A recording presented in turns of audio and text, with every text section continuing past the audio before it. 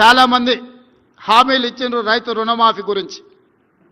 అమలులో ఏం జరిగిందో నేను చెప్పాల్సిన అవసరం లేదు. కానీ మా ప్రభుత్వం ఎన్నికల సందర్భంగా 2 లక్షల రూపాయల రుణమాఫీ చేస్తాము అని చెప్పి 3 నెలల్లోనే 25,35,964 రైతాంగ కుటుంబాలకు 20,617 కోట్ల రూపాయల రైతు రుణమాఫీ చేసి 2 లక్షల రూపాయల రుణం నుంచి రైతులకు విముక్తి కలిగించి తెలంగాణ రైతాంగానికి ఈరోజు అప్పు లేకుండా చేసిన ప్రభుత్వం తెలంగాణ రాష్ట్ర ప్రభుత్వం. రైతులను ఆదుకోవడంలో వైఎస్ఆర్ గారి ముద్ర కొనసాగుతున్నది అని చెప్పి నేను చెప్పదలుచుకున్నా. ఒకనాడు ఒరేసుకుంటే ఉరి వేసుకున్నట్లనే అని ఆనాటి ముఖ్యమంత్రి అంటే, మా ప్రభుత్వం ఏర్పడ్డ తర్వాత వరి వేసుకోండి చివరి గింజ వరకు కొంటాము అని భరోసా ఇవ్వడమే కాదు, ఆ వరికి కనీస మద్దతు ధరతో పాటు 500 రూపాయల బోనస్ ఇచ్చిన ప్రభుత్వం మాది. అందుకే ఈనాడు తెలంగాణ రాష్ట్రంలో 2024-25 సంవత్సరంలో 2,85,00,000 మెట్రిక్ టన్నుల వరి ధాన్యాన్ని ఉత్పత్తి చేసి భారతదేశంలోనే తెలంగాణ రాష్ట్రం మొదటి స్థానంలో నిలబడ్డది. ఒకనాడు ఆంధ్రప్రదేశ్ ఈస్ట్ వెస్ట్ గోదావరి జిల్లాలు వరి అత్యధికంగా పండిస్తారని చర్చ ఉండేది.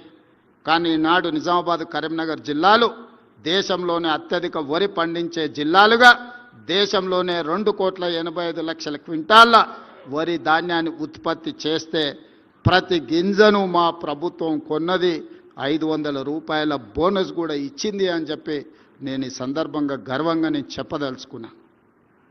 ఈరోజు పాలేకర్ గారు ఒక సూచన చేసింది.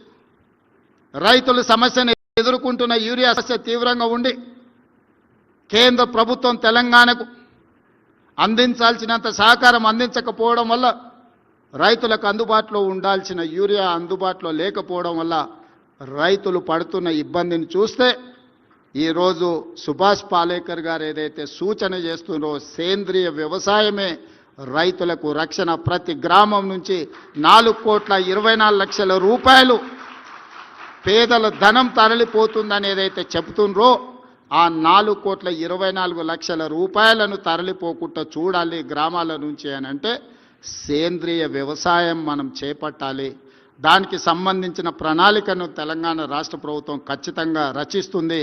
మా మిత్రులు శ్రీధర్ బాబు, బట్టి విక్రమార్క గారికి నేను సూచన చేస్తున్నా, రసాయనిక ఎరువుల వ్యవసాయం నుంచి సేంద్రియ వ్యవసాయానికి మారడానికి అవసరమైన ప్రణాళికలు మన రాష్ట్ర ప్రభుత్వం రచిద్దాము, దానికి కావలసిన ప్రణాళికలు చేపడదామని చెప్పి నేను ఈ సందర్భంగా వారికి తెలియజేస్తున్నా.